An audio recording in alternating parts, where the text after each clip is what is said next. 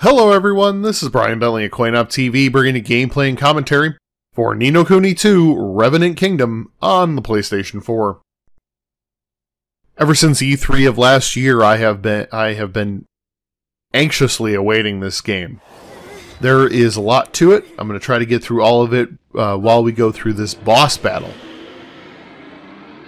In this boss battle, we're fighting LONGFANG. He is a Kingmaker gone rogue. Kingmaker is essentially an interdimensional being that you have to make a connection with in order to be ruler of a country in this world.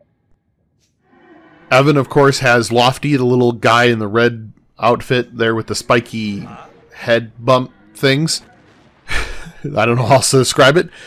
So Evan is the ruler of our country, and we are trying to help out and fight this particular Kingmaker who has gone rogue. Ni no Kuni 2, there are a lot of things about it that I like. This is still fairly early in the game. The end of Chapter 3, I think, is where this is. And the art style is the first thing that you really get noticed in the game. That kind of Studio Ghibli art style is... First off, it's beautiful. Everything about this game is beautiful. You know, it's a very stylized approach, which in many cases, the use of the word stylized approach means, well, it doesn't look so great, but on this lesser platform, you used to say it a lot on the Wii. You know, that stylized approach. But in this particular case, it really makes a huge difference, and it's beautiful. Just like any other boss fight in any other RPG, it's, find the weak point, like do the weakness, find the weak point, and then, so you can see there's a glowy bits, that's always an important thing. But things that you don't quickly recognize are...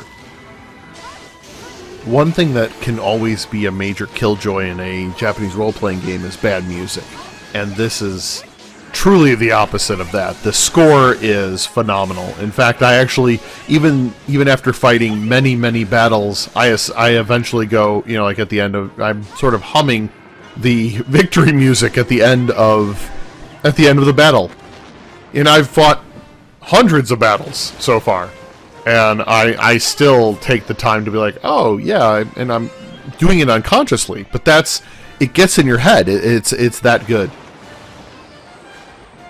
There are actually more than just the battle system, and I'll talk about the battle system right now, but there's much more to the game. So you'll notice I run to these circles. The little guys running around are called Higglies. And yes, I did say the word correctly, Higglies. And the Higglies are kind of like Pikmin in a way. You collect them and they have different personalities, and you use those personalities. So like the green ones are wind people, and they have kind of a personality to do, they'll give you boosts in your wind damage, or they will one of them heals and whatever. And then of course the dark ones give dark energy damage. And in fact, I really like the purple guys, because they will essentially make a graviton, make a gravity well, and then smash it on top of an enemy, which is really nice. That's key. Of the first one, you really kind of get to use right there, the cannon. The little white ones, they make a cannon that fires things. So, the Higglies do different things. I have a light one, and I forget exactly what the light ones do, but they do something. And then, of course, we just learned about these particular Higglies that come off the Kingmaker, who has gone rogue, and make a fireproof. Now, you'll notice, essentially, I'm just going to sit inside the fireproof container, because that's what I need to do in order to win this battle. That's just how we're going to roll it, because you can see all the things are getting nullified. You have, you'll notice I have 3 different swords, and the different swords can, do different things, and, that once the sword gets to 100%, when I do use my special skills, those skills are then amplified by the percentage that's in the weapon that I'm using, and I do have a ranged weapon also, and all my characters have these things. The combat is more nuanced than I kind of thought at first, but it is pretty great, and I have not gotten bored of it, and I've played for, you know, way over 12 to 15 hours thus far, and I'm only in chapter 3.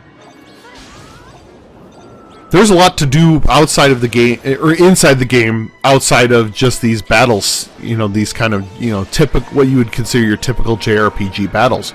And, you know, I have begun managing my kingdom, my new kingdom. I have, there are, they call skirmishes, where you actually have like full tilt battles on a huge battlefield, where you have a couple of people that go with you, and they have minions, like essentially warriors that go with them, and you have this rock paper scissors mentality that has to happen within the game, you know, like within the battle. And it is like, all of a sudden I'm like, wow, this game got really complicated fast, but not so complicated like you don't understand it. I don't want to give that impression, but I have been loving this game so far, and while I have not finished the review and not going to give you, you know, a yes or no or anything, I can just say, so far, I have really been loving it. I hope you are enjoying this video, so go ahead and like the video, and leave comments below if you have any questions. I will be happy to drop in and check them out. So thanks for watching, and we'll see you next time.